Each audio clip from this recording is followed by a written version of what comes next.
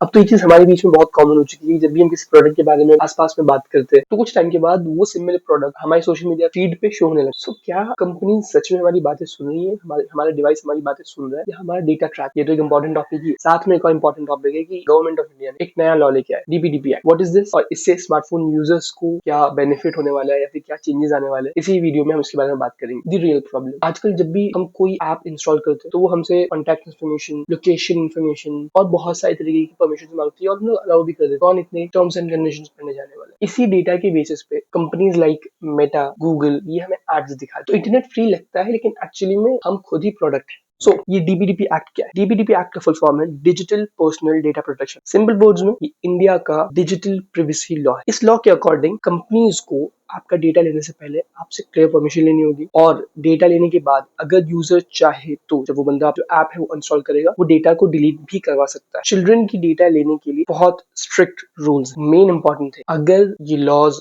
Break होते हैं तो government of India in companies पे तगड़ा फाइन भी लगा सकती है। तो मतलब थियोरेटिकली अब मैक्सिमम कंट्रोल यूजर्स के पास होना चाहिए, लेकिन यहाँ एक इंपॉर्टेंट रियलिटी भी। लॉ बनाना एक चीज है और लॉ को इम्प्लीमेंट करना एक दूसरी चीज। Big tech companies already complex systems use करती हैं, और चांसेस है कि वो लोग इस लॉ के अंदर में लूपहोल्स भी ढूंढे। मतलब कि ओवरनाइट तो ये एड्स और ट्रैकिंग बंद नहीं होने वाली। तो इस चीज में स्मार्टफोन्स यूजर्स के लिए क्या चेंज आने वाला है? फ्यूचर में आप नोटिस कर सकते हैं कि एप्स ज्यादा ट्रांसपेरेंटली परमिशन लेंगे आपसे। डेटा कलेक्ट करने का रीजन जो है वो उन्हें बताना पड़ेगा। अकाउंट डिलीट करते के टाइम पे आप उन्हें साथ में ना डेटा भी डिलीट करना पड़ेगा। आपने बहुत बार ये चीज रियलाइज की होगी कि आपने कभी अकाउंट डिलीट किया, फिर आप जब वापस उस अकाउंट पे वापस आए कुछ टाइम के बाद, कंपनी ने एक इम्पोर्ट या इम्पोर्ट डेटा का बेसिकली ऑप्शन दे देती है। पॉसिबल है कि अब वो डेटा आपको नहीं मिले। रैंडम ट्रैकिंग थोड़ी सी लिमिटेड हो सकती है। बेसिकली कंपनीज को बताना पड़ेगा वो आपका डेटा क्यों ले रही है, और वो डेटा आप उनसे डिलीट भी करवा सकते हो बाद में। ऑनेस्टली कोई भी लॉ हमें प्रोटेक्ट नहीं कर सकता अगर हम लोग बिना पढ़े, बिना थोड़ा भी कॉन्शियसली डिसीजन लिए हुए सारे अलाउ अलाउ बटन पे क्लिक करते रहेंगे। तो प्राइवेसी का फर्स्ट स्टेप ही है यूजर अवेयरनेस। अब मैं आपसे जेन्युइनली पूछना चाहता हूँ, क्या DPDP act big tech companies को कंट्रोल कर पाएगी, और उसके बाद क्या बिग कंपनीज यूजर्स के डेटा को रिस्पेक्ट करेंगे या फिर नहीं करेंगे?